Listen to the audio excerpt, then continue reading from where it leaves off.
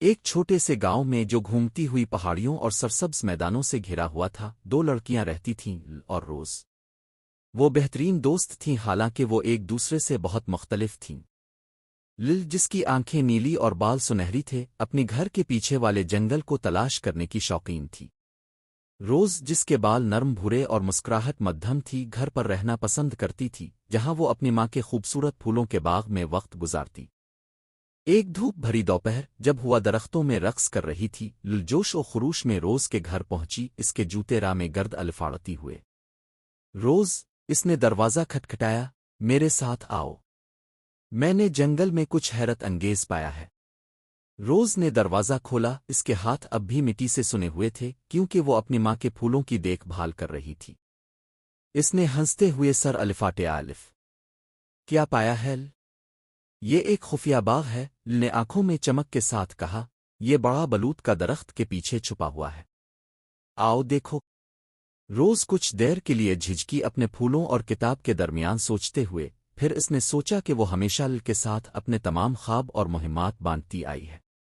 شاید آج بھی ایک نئی مہم کا آغاز ہو۔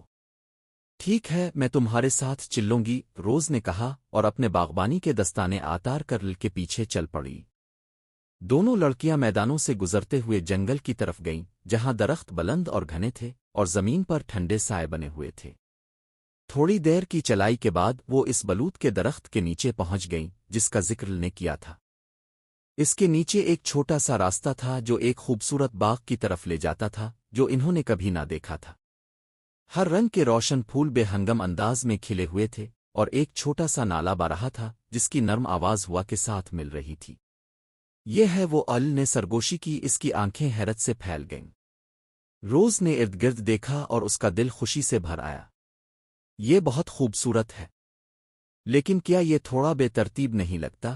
اس نے کہا، پھولوں کی بے قابو پھیلاؤ اور کچھ پھولوں کا نالے میں بہنا دیکھ کر۔ لل مسکراتے ہوئے گھوم کر بولی، یہی تو اس کی خاص بات ہے، یہ کامل نہیں ہے مگر یہ زندگی سے بھرپور ہے۔ روز نے سوچا اور پھر کہا، مجھے لگتا ہے میں یہاں کچھ اور خوبصورتی لا سکتی ہوں۔ ہم نئے پھول لگا سکتے ہیں اور شاید کچھ بیلوں کو تھوڑا سا تر و تازہ کر سکتے ہیں۔ تمہیں کیا لگتا ہے؟ لل خوشی سے سر ہلائی، ہاں، ہم اسے اپنا خفیہ باغ بنائیں گے، ہماری دوستی کا باغ۔ چنانچہ دونوں لڑکیوں نے اس دن کا بیشتر حصہ خفیہ باغ میں گزارا۔ انہوں نے نئے پھول لگائے، روز کے پسندیدہ پھول دیزی اور لیونڈر، اور بڑی محبت سے بیلوں اور الفاگی ہوئے گھاس کی دیکھ بھال کی۔ وہ ہنست باتیں کرتے اور اپنے خوابوں اور کہانیوں کا تبادلہ کرتے جیسے ہمیشہ ایک دوسرے کے ساتھ کیا تھا۔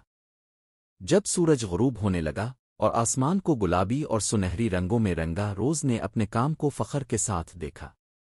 یہ بالکل بہترین باغ ہے، اس نے نرم آواز میں کہا۔ لل مسکراتی ہوئی روز کا ہاتھ پکڑ کر بولی، بالکل ہماری دوستی کی طرح۔ اس دن کے بعد وہ خفیہ باغ دونوں کے لیے ایک خاص جگہ بن گیا۔ جب بھی انہیں سکون کا لمحہ آباد کرنے کی جگہ چاہیے ہوتی، وہ واپس اپنے پھولوں اور یادوں والے باغ میں آتی۔ یہ ایک ایسا مقام تھا جہاں ان کی دوستی نے جڑ پکڑی، جیسے پھولوں کی طرح جو انہوں نے مل کر لگائے تھے۔